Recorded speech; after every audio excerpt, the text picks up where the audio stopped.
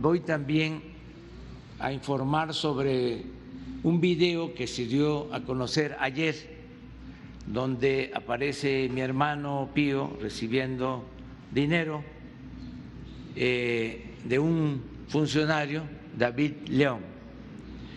Esto yo lo explico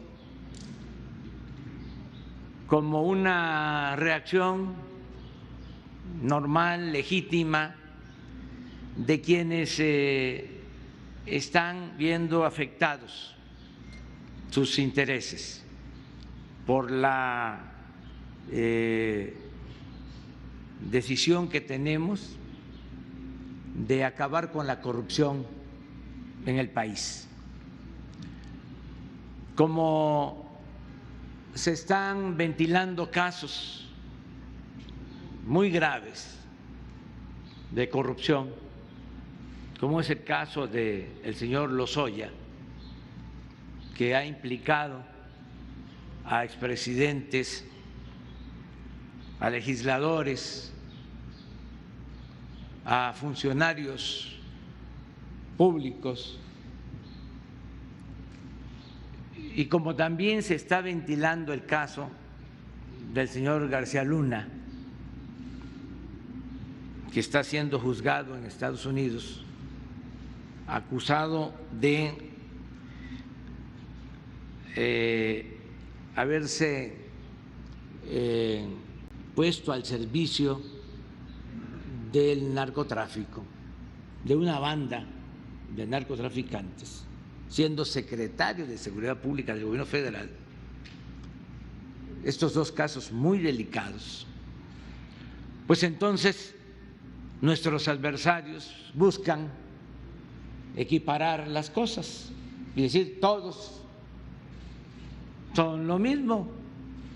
Esto es bastante usual, recurrente, cuando se está llevando a cabo una transformación. Eso se decía en las campañas, todos son lo mismo, todos son iguales. Pero no es así, no somos iguales.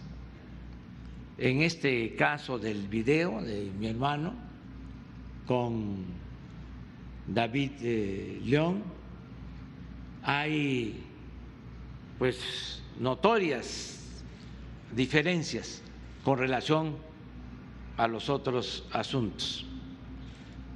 No solo es lo cuantitativo, no solo es el monto del dinero, porque no es comparar solo una operación ilícita que está denunciando el señor Lozoya, donde cobraron $200 millones de más en la venta de una planta chatarra, que esto que puede significar 2 millones de pesos, no solo es eso, es el fin de el hecho que se está ventilando.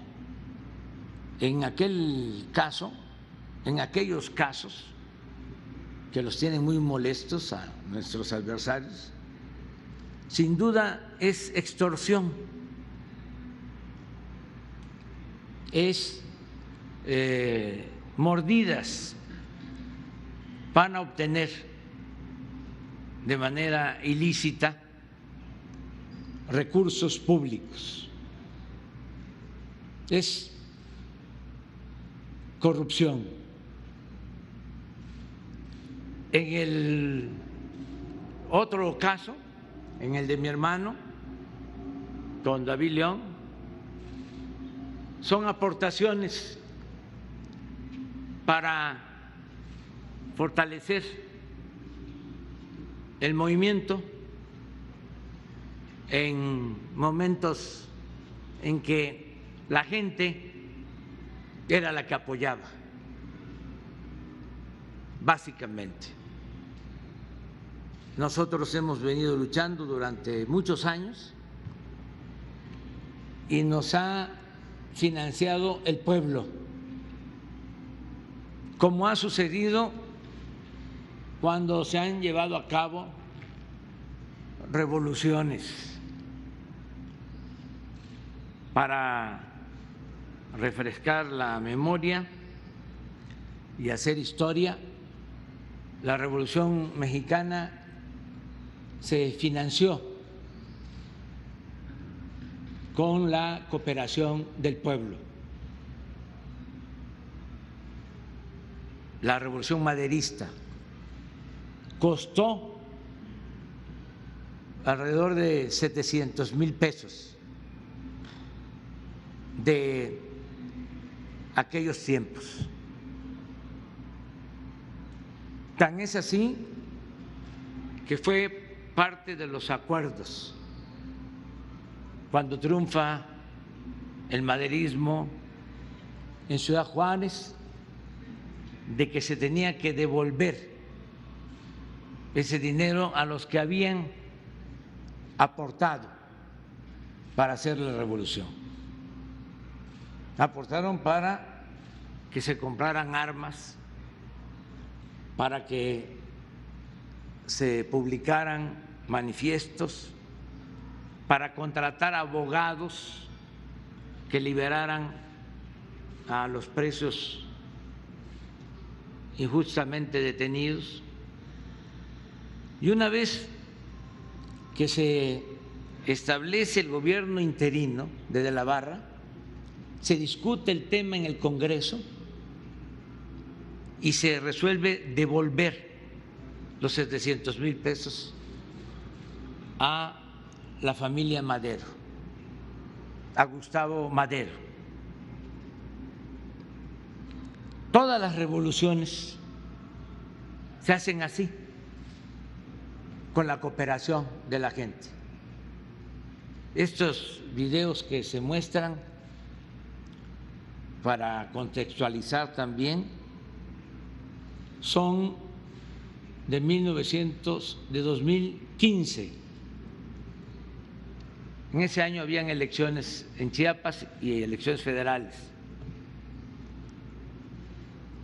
Morena no ganó ni un distrito en Chiapas. Y de los 124 municipios de Chiapas, solo se ganó uno, municipio pequeño del municipio de Chicoacén. Esos recursos, como se habla en el video, se utilizaban para la gasolina, para el apoyo de quienes trabajaban en la organización del movimiento. Y como él mismo lo afirma, David León contribuía de esa manera, consiguiendo esos fondos. ¿Cómo ayudaron muchos mexicanos? Yo puedo comentarles que a mí me apoyaba la gente. Había una cuenta abierta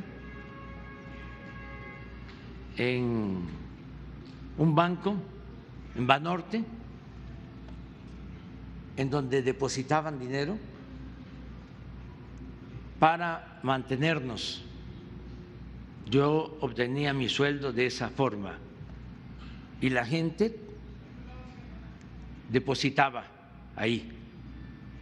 Esto por años, hasta que nos clausuraron la cuenta. Primero la teníamos en otro banco, no era Banorte, y por represalias nos las cancelaron y le tengo que vivir agradecido al dueño de Banorte, finado ya,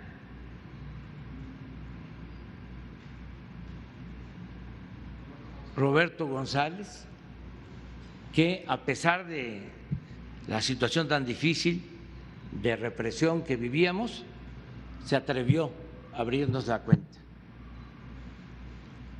De todas maneras, siempre he dicho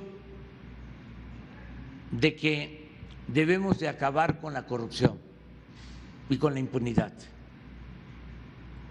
Y tenemos que actuar de manera consecuente.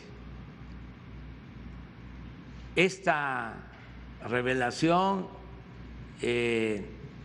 estos videos que presentó Loret de Mola,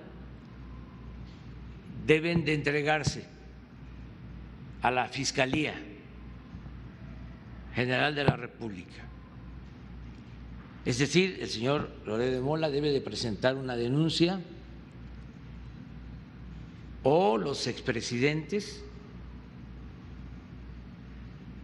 o sus representantes, me refiero al presidente Peña Nieto, al presidente Calderón, al expresidente Salinas de Gortari, o los dirigentes de los partidos opositores, para que se inicie la investigación que corresponda. Aquí abro también un paréntesis para aclarar que no tiene nada que ver este video con la elección presidencial del 2018, para que no vaya a haber malas interpretaciones. Y que una vez presentada esta denuncia, se inicien las investigaciones, se llame a declarar a los implicados y se actúe legalmente. Cero corrupción, cero impunidad, sea quien sea. Lo he venido sosteniendo. Nada ha dañado más a México que la deshonestidad de los gobernantes, que la corrupción política. Por eso no debe haber impunidad para nadie. Lo dije en la toma de posición y lo he venido repitiendo. Si un familiar comete un delito, debe ser juzgado, sea mi hijo, mi esposa, mis hermanos, mis amigos, quien sea. Se acabó la impunidad. Yo no le voy a fallar al pueblo de México. Además, no voy a ceder en mi propósito de limpiar de corrupción al país, de desterrar la corrupción, de purificar la vida pública. Y si actúo como lo tengo que hacer, con integridad, con rectitud, voy a mantener siempre mi autoridad moral para tener autoridad política y, repito, desterrar la corrupción del país, que es el principal problema de México. Vamos todos juntos a terminar con la peste de la corrupción. Y el gobernante tiene que dar el ejemplo. No vamos a dar ni un paso atrás en este propósito.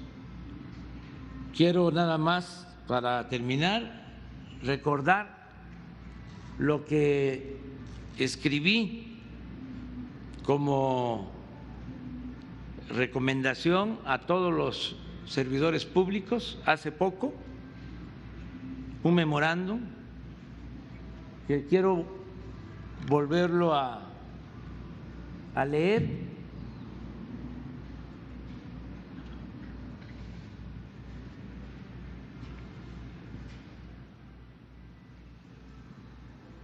Dice así: me dirijo a ustedes con la instrucción clara y precisa de no permitir bajo ninguna circunstancia la corrupción, el influyentismo, el amiguismo, el nepotismo, ninguna de esas lacras de la política del antiguo régimen.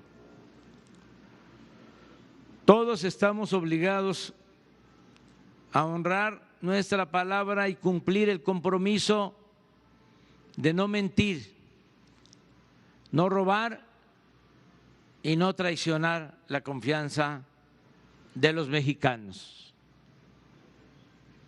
En consecuencia, les reitero, no acepto bajo ninguna circunstancia que miembros de mi familia hagan gestiones, trámites o lleven a cabo negocios con el gobierno en su beneficio o a favor de sus recomendados, entre comillas. Esto incluye a mi esposa, hijos, hermanos, hermana, primos, tíos, cuñados, nueras, concuños y demás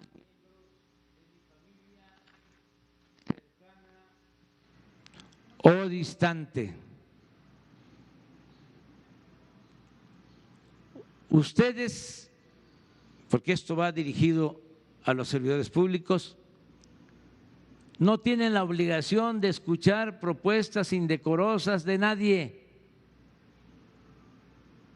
Y en el caso de mis familias, en el caso de mis familiares, ni siquiera de recibirlos en sus oficinas y contestarles el teléfono, nada de nada. Solo me resta decirles que de no cumplirse esta recomendación, se podría caer actos de deshonestidad y en la esfera del derecho penal. Este memorándum es de fecha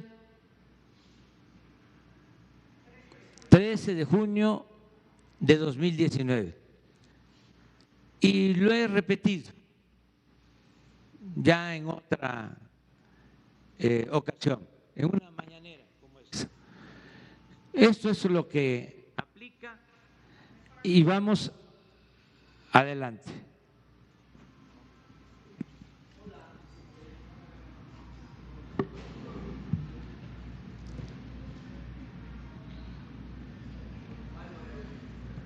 Hola, presidente, buenos días. Preguntarle varias cosas.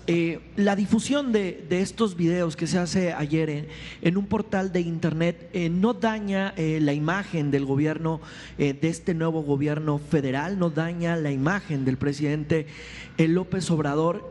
¿Usted sabe cómo se obtuvieron esos videos? ¿Quién los tenía o de dónde surgieron?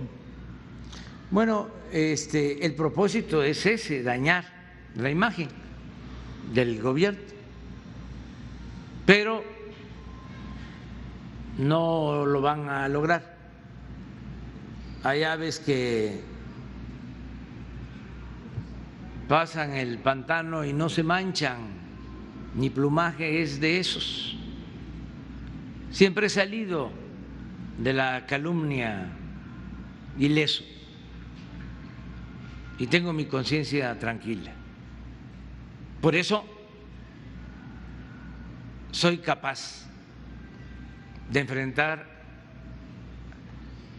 a la mafia de la corrupción de México y acepto el desafío, porque esto también me da oportunidad de ir al fondo, es decir, de que todos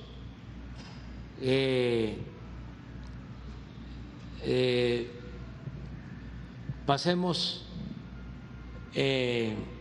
a escrutinio público, todos, nada de tecnicismos o de pruritos, la vida pública completamente pública. Entonces, esto me va a ayudar a que pues se sepa todo por completo, porque tienen que llamar a declarar a mi hermano, a David León, y llegar al fondo, y lo mismo a los expresidentes. Y no dejar ningún detalle en el caso de las denuncias contra Lozoya y contra García Luna, a fondo, entre todos, sin, como lo mencionó Martín, el gobernador de Aguascalientes, sin linchamiento político, con mucha seriedad, pero fuera máscaras, nada de hipocresía, transparencia completa, total. Yo sabía de estos videos. ¿Desde cuándo? Desde hace como 5 días o 6, porque me buscó David León, preocupado porque había recibido una llamada donde le advertían que iban a salir estos videos, y le dije que enfrentara la denuncia y que dijera la verdad. De ayer que salen los videos, me habla para comentar que iba a poner un mensaje explicando, lo hizo, y le sugerí de que también no aceptara el nombramiento para hacerse cargo de la empresa distribuidora de los medicamentos, que esperara a que se aclarara este asunto, porque el manejo de los medicamentos estuvo plagado de corrupción, la compra de los medicamentos, la distribución de los medicamentos. Entonces, con esto, pues no podría él, hasta que no se aclare la situación, hacerse cargo de esa empresa que tiene como propósito que no se roben el dinero de los medicamentos, como sucedía, porque estamos hablando de una compra de alrededor de 90,000 millones de pesos de medicamentos y muchos intereses. Entonces, ya sabía yo que se iba a presentar el video, de modo que no me sorprendió. ¿No se sorprendió? Pero, ajá. No tengo más información, pero eso lo va a investigar seguramente el Ministerio Público.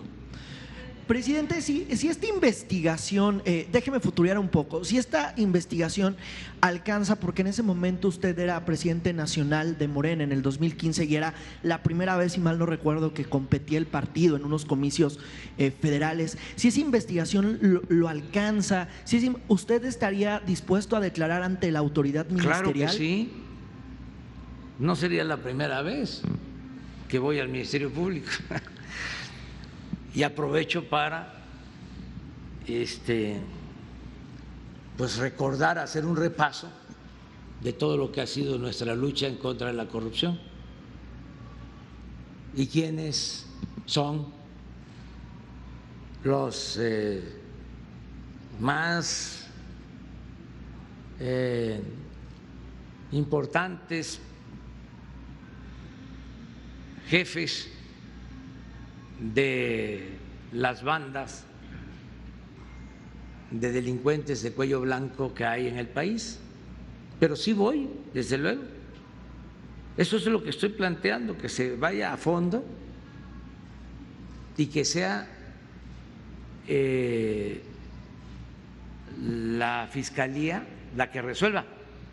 Y yo le recomendaría tanto a Pío como a David, con todo respeto, desde luego que ellos son libres, pero que no se amparen,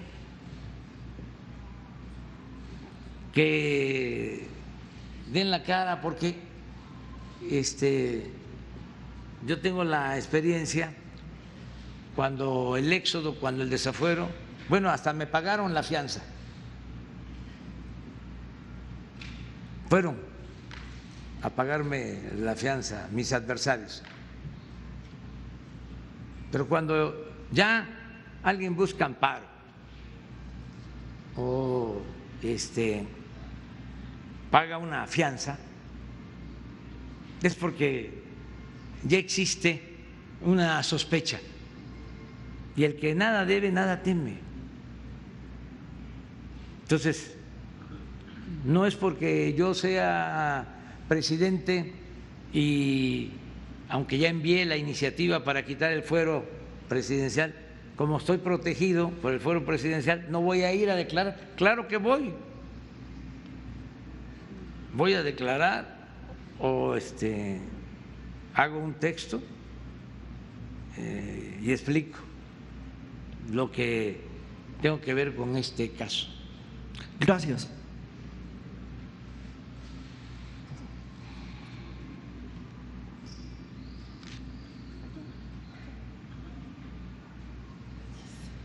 Buenos días, presidente. Yo quería también hacerle algunas preguntas acerca de este tema. Lo primero es saber si usted sabía de este dinero en el 2015.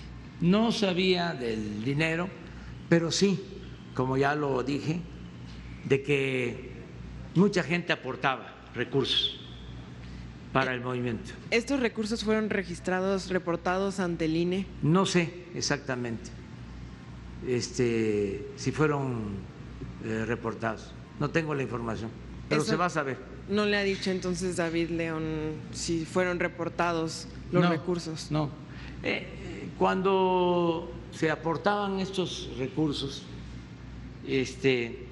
pues se usaban, ahí mismo se dice, que para el sonido, para las asambleas, la gente cooperaba para eso, que no había recursos y todos ayudaban.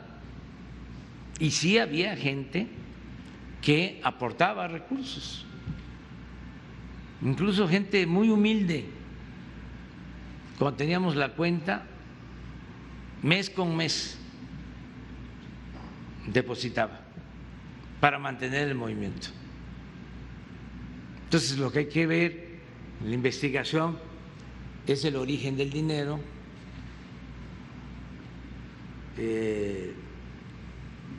para qué se usaba, cuál era el fin último. En el mismo video se habla, y esto lo quiero aclarar porque se dice: yo voy a ver a Marcelo, dice Pío, y se puede estar imaginando que es Marcelo Ebrard. No, Marcelo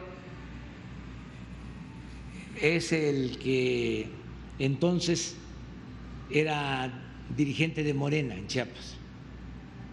Se llama Marcelo, maestro.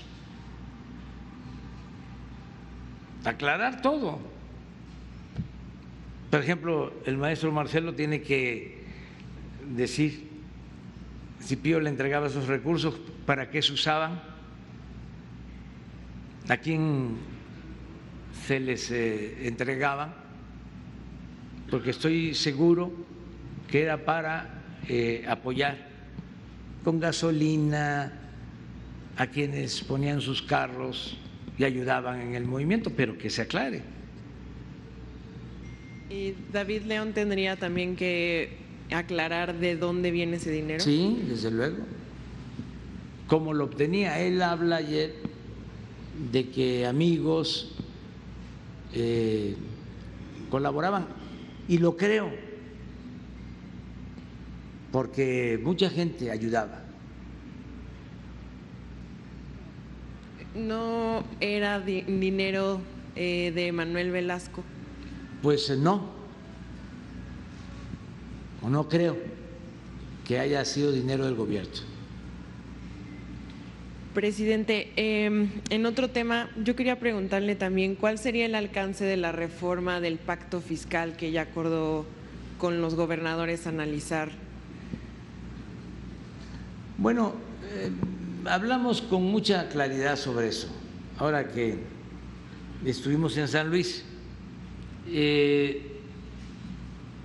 Son tres cosas. Primero, se tendría que modificar la fórmula de distribución de las participaciones federales. Esa fórmula se definió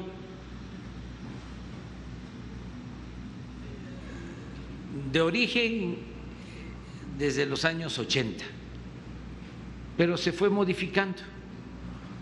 La última modificación se hizo en el sexenio pasado. Entonces, se tomaba en cuenta lo que aportaban las entidades federativas, era un parámetro. Se tomaba en cuenta el nivel de pobreza de los estados para el reparto y se tomaba en cuenta la población de cada estado.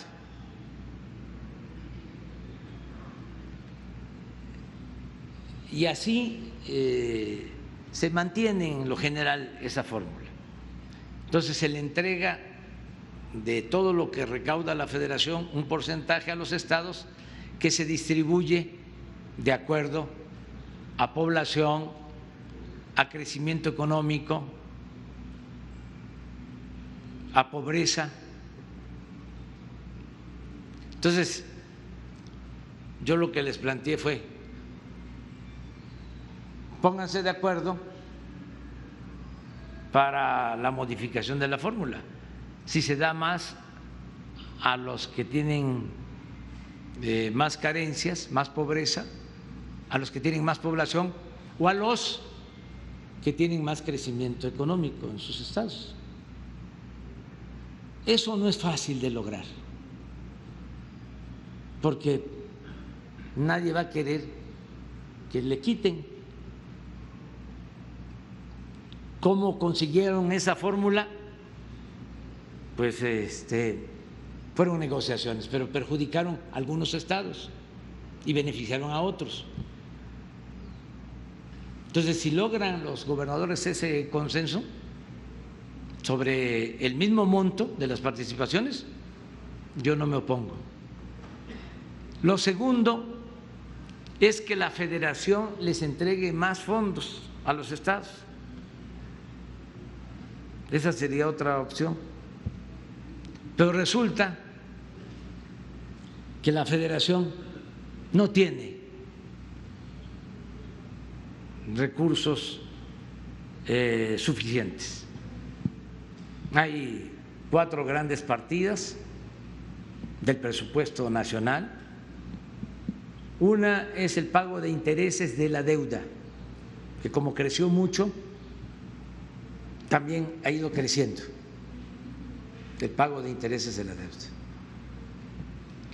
La segunda partida es la de el aumento en el pago de las pensiones de los trabajadores. También en los últimos 10 años ha ido creciendo. La tercera partida es la que tiene que ver con las participaciones federales, lo que la Federación transfiere a los estados, lo que les corresponde a los estados por ley. También en los últimos 10 años ha ido creciendo. Y la cuarta partida es lo que utiliza el gobierno federal para atender las necesidades de la gente, lo que le corresponde al ámbito federal. Y en este caso, en los últimos 10 años, ha ido hacia la baja. Entonces, si del presupuesto se destina más a los gobiernos estatales, pues la Federación no tendría para financiar el desarrollo, no tendríamos para entregar las pensiones a los adultos mayores, esto que di a conocer aquí en Aguascalientes y que se aplica en todo el país. Entonces, eso sí amerita una reflexión con datos y un diálogo permanente. Y lo tercero que les propuse es que con los márgenes que se tienen en el marco de la ley vigente se pueda procurar que haya un trabajo conjunto de coordinación y que se complemente inversión local, estatal, con inversión federal y que se haga más con menos. Esto también implica no permitir la corrupción, austeridad. Entonces, el compromiso fue que la secretaria de Gobernación y el secretario de Hacienda van a continuar hablando con los gobernadores para ver a qué acuerdo se llega. ¿La segunda opción que dijo está descartada o también es algo que se podría...? Yo no veo que sea esa una alternativa, pero no descarto. Se tiene que analizar y tiene que haber voluntad de diálogo y tiene que convencerse, no imponer nada de cuál es la situación. Claro, con la crisis sanitaria y con la crisis económica pues se cayeron las finanzas tanto en estados como en la federación. Lo más fácil hubiese sido llegar antier al acuerdo de que vamos a contratar más deuda, pero eso es hipotecar a los estados, hipotecar al país. Eso no es salida, porque sí hay posibilidad de contratar más deuda, incluso hasta están bajas las tasas de interés, pero al mediano plazo, a largo plazo, crece el pago por servicio de la deuda, por intereses de la deuda, y entonces ya no hay presupuesto para la gente. Ya el gobierno se ensimisma, todo el presupuesto es para el mismo gobierno o para pagar intereses de deuda, y ya no le transferimos nada al pueblo. Entonces, por eso no se va a contratar deuda. Este también fue otro acuerdo. En el caso de la Federación, no contratar deuda, no seguir endeudando al país. Gracias, presidente.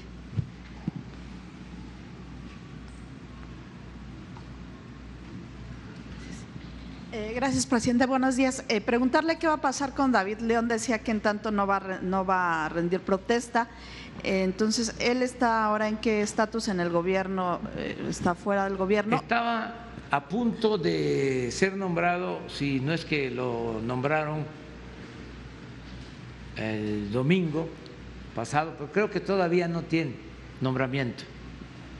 Ya estaba, ahora sí que avisado, preparado.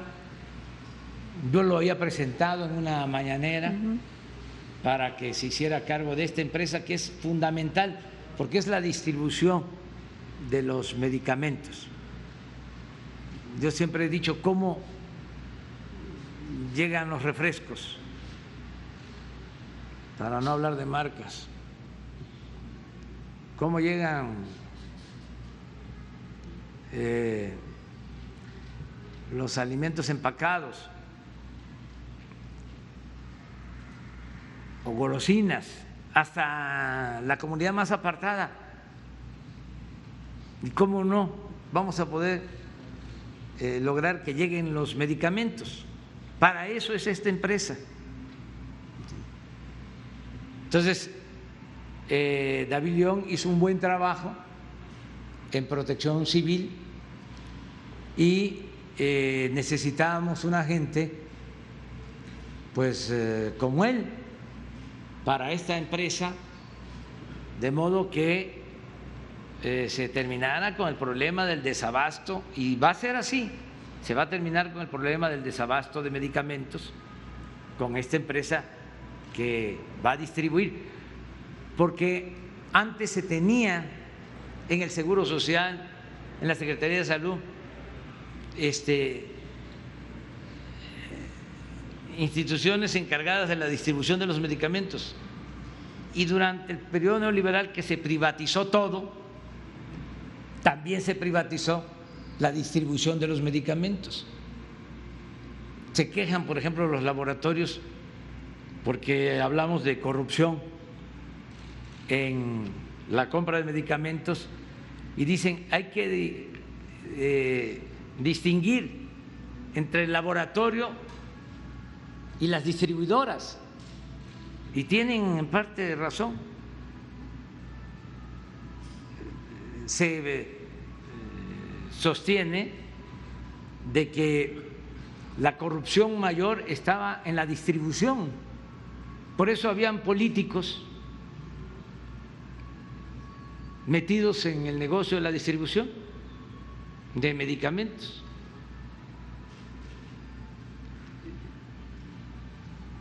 Entonces vamos ahora a buscar a otra persona, en tanto se resuelve el asunto, se ventila el asunto, se aclara y que David pueda quedar libre y limpio.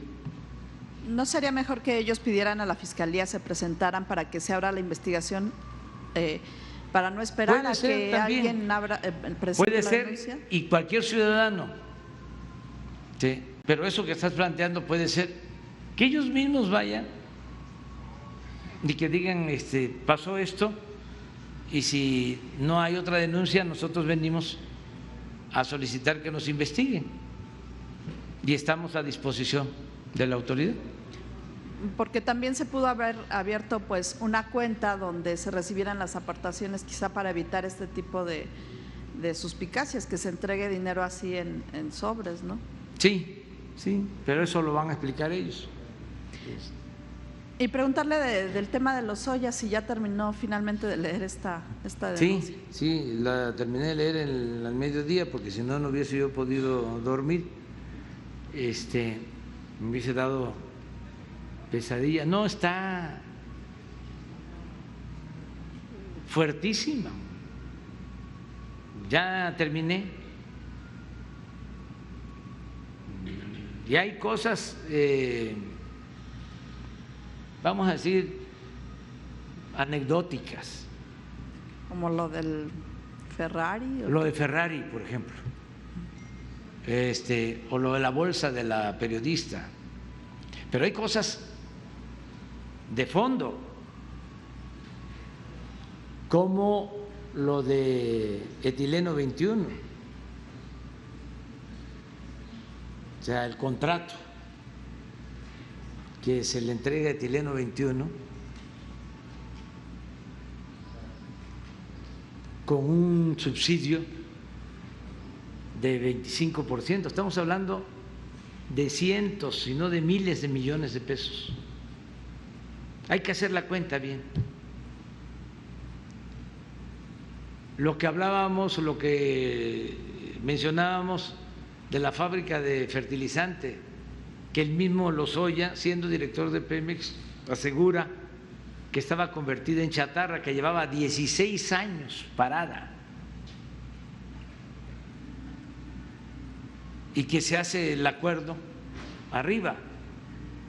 Yo siempre sospeché de esa compra, porque es un negocio de la cúpula, y aquí sí hay que decir, en abono a Lozoya, no podría llevar a cabo una compra de 270, 300 millones de dólares el director de Pemex sin que se enteraran en Hacienda, por ejemplo.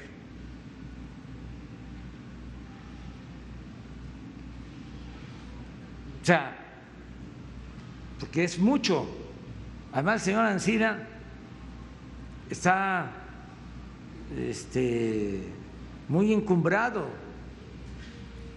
y con muchas influencias. Bueno, tan es así que acaba de lograr que un juez declarara que ya no procedía el juicio que había prescrito. A todas luces una irregularidad, por decirlo menos.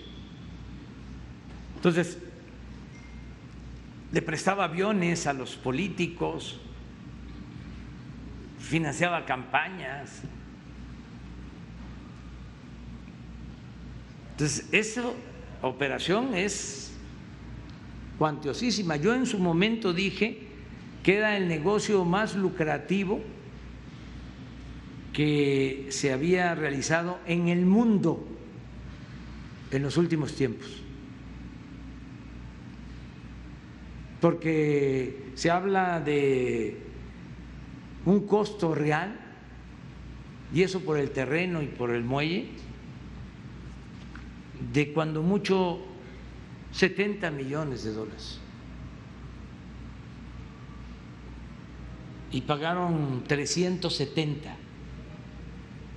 O sea, estamos hablando de un sobreprecio de 300, otros dicen 200 millones de dólares, pero en pesos son como 6,000 millones de pesos de sobreprecio, 8,000 millones de pesos. ¿Quién gana eso en una operación? ¿Qué empresa gana eso? Entonces, cosas muy fuertes. Luego, lo de un periódico, que eso también hay que verlo. Un periódico que obtiene de Nacional Financiera un crédito de 100 millones de dólares.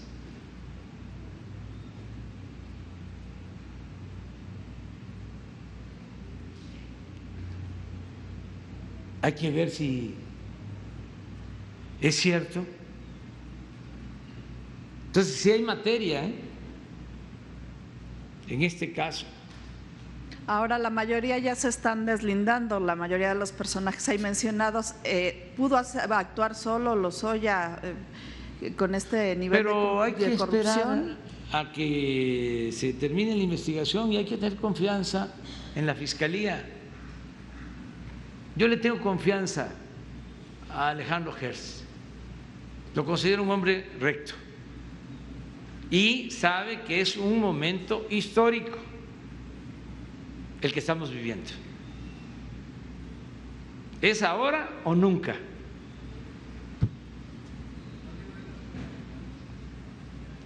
O sea, es la historia. Si no se limpia el país ahora, va a ser muy difícil. Si no limpiamos de corrupción. Y estoy seguro que él lo sabe y no se va a prestar a ninguna jugarreta. Y desde luego hacerlo con responsabilidad, sin persecución, sin venganzas, pero aplicando la ley, con la máxima de que al margen de la ley nada y por encima de la ley nadie. Un auténtico Estado de Derecho. Ese va a ser el mejor legado que se le deje a las nuevas generaciones. A todos nos conviene. Y es el momento. Y hay tema, hay materia para que se vaya a fondo. Muy bien. Gracias, señor presidente. Buenos días. Polo Puga, de las benditas redes sociales del canal Política para la Banda. Presidente, con este tema de los videos filtrados, ¿se pudiera confirmar, por así decirlo, también de lo que se habla del espionaje hacia su persona y hacia su familia, el origen de estos videos que curiosamente no los utilizaron como parte de alguna guerra sucia en la campaña del 2018? Con la llegada de Emilio Lozoya se mencionaba Alejandra Lagunes, la operadora política de redes en la campaña de Enrique Peña Nieto. Sería parte de eso. Y otro tema, si me permite una vez, le cito lo siguiente. Según el dictamen de fiscalización que el Consejo General del INE someterá a votación el día de hoy, la organización México Libre, liderada por la excandidata a la presidencia Margarita Zavala y por el expresidente Felipe Calderón, estarían recibiendo una multa de alrededor de 2.3 millones de pesos por haber incurrido en diversas irregularidades, entre las que destacan simulación de servicios y omisión de contratos de prestación, muy al estilo del esquema de lavado de dinero, así como la omisión de la presentación de las credenciales de lector de sus aportantes, lo que podría dar lugar a financiamiento por parte del crimen organizado. Sabemos que usted trata de mantenerse lo más alejado posible de los temas partidistas, y más cuando se trata del expresidente Felipe Calderón, quien cada que usted lo menciona inmediatamente sale en entrevistas con su prensa amiga para argumentar persecución política y negar categóricamente todo de lo que se le acusa. Sin embargo, como ciudadanos nos interesa mucho saber su opinión, quien en tantas ocasiones ha señalado que los delitos electorales ya deben ser considerados delitos graves. En la antesala del registro de México Libre como partido político, teniendo el antecedente de un fraude electoral en el 2006 por Calderón, otro en 2018 por Margarita Zavala y sus firmas falsas, y con la gran permisividad de Lorenzo Córdoba y el INE, que nunca ven nada, nos preocupa que el próximo 2021 se vuelva a cometer un fraude electoral. Preguntarle de qué manera podría asegurarnos que tendremos unas elecciones limpias y que ningún usurpador sacará su experiencia en elecciones previas para cometer más ilícitos, y no considera preocupante que una asociación que todavía no es un partido ya esté rebasando topes, cometiendo ilegalidades, y que aún así se le abra la puerta para contender en una elección. Es cuanto, señor presidente. Bueno, yo pienso que hay que tenerle confianza al pueblo. La gente sabe más de lo que imaginamos. A veces el pueblo sabe más que nosotros, el pueblo es sabio. Entonces, dejar que la gente decida. Pueden tener registros los partidos y puede darse el caso de que los procedimientos no sean los más apropiados, pero al final va a llegar el día en que el pueblo va a votar. De ahí se va a saber quién es quién. Entonces, hay que tenerle confianza a los ciudadanos. Yo creo que estamos viviendo un momento excepcional. Dicen los asiáticos, cuando nacen los niños, que o les desean que vivan tiempos interesantes. Sí, como también nosotros deseamos, ¿no? Cuando nacen los niños, que les vaya muy bien y muchas otras cosas. Ellos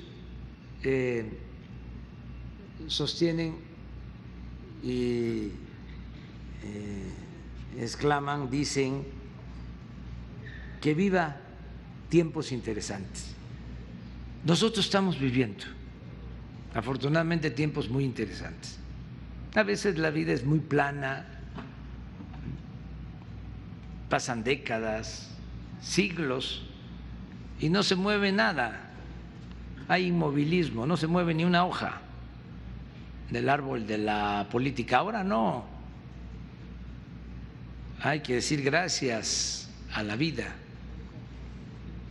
Y uno de los cambios más importantes es el cambio de mentalidad del pueblo, lo que ya se logró.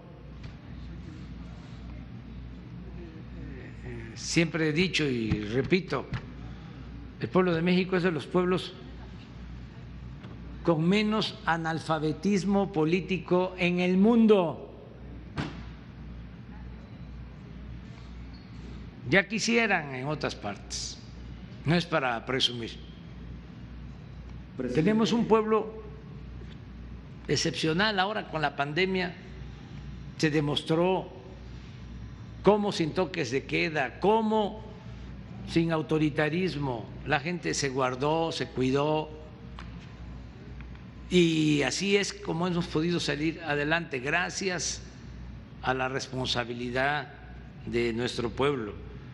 Entonces confiemos en ellos. Puede ser que haya desconfianza de algunas instituciones y también hay que pensar que las instituciones se están renovando. El mismo INE, porque ya no son las mismas circunstancias, ya no va a ser fácil como era antes, que por línea del de arriba se otorgaran candidaturas a quienes no cumplían con los requisitos o que se les entregaran registros a partidos, porque de arriba lo decidían, quién sí, quién no. Ya no, eso no lo pueden hacer ya los consejeros. Es lo mismo ahora. Me voy a meter un poco con respeto a que el Tribunal Electoral decide que el INE se haga cargo de la elección interna en Morena. Y algunos dicen, no, pues va a haber fraude. Yo digo, no, yo lo veo bien y tiene que haber autocrítica. ¿Por qué no se pusieron de acuerdo al interior? Y además, ¿por qué no desde el principio se aceptó lo de la encuesta? Si está en los estatutos, ¿por qué no someterse a lo que la gente decida, opine? ¿No en la democracia es el pueblo el que manda? Entonces, no llevan a cabo la encuesta y se están ahí enfrentando y va pasando el tiempo y ahora pues lo que dice el tribunal, que el instituto haga la encuesta, y yo no creo que el instituto se atreva a cambiar los resultados, a cucharear la encuesta, porque además todos tienen forma de encuestar, o sea que hay una encuesta, 2, 3 oficiales y puede haber supervisión o otras encuestas como testigo y no hay errores,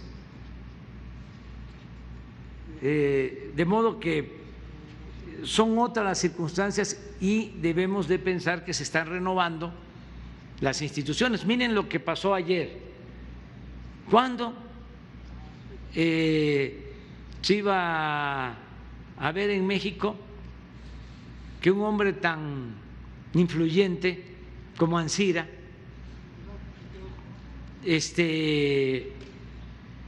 recibiera un revés del Poder Judicial, de la judicatura del Poder Judicial, que sanciona o suspende a un secretario de juzgado que resuelve que ya no se podía enjuiciar al señor Ancira. ¿Cuándo se había visto eso? Si estos eran los que mandaban en el Poder Judicial, eran los mandamases. Entonces, ya es otro el Poder Judicial. Claro, es un proceso, lleva tiempo, pero es distinto. Esto mismo que estamos viendo con la Fiscalía. Antes el procurador era un empleado del presidente. Ahora Germán Eros es un servidor público independiente, autónomo. Esto mismo que estamos tratando hoy, ¿cuándo se veía que todos los días el presidente contestara preguntas y respondiera y diera la cara? Todo era puro boletín.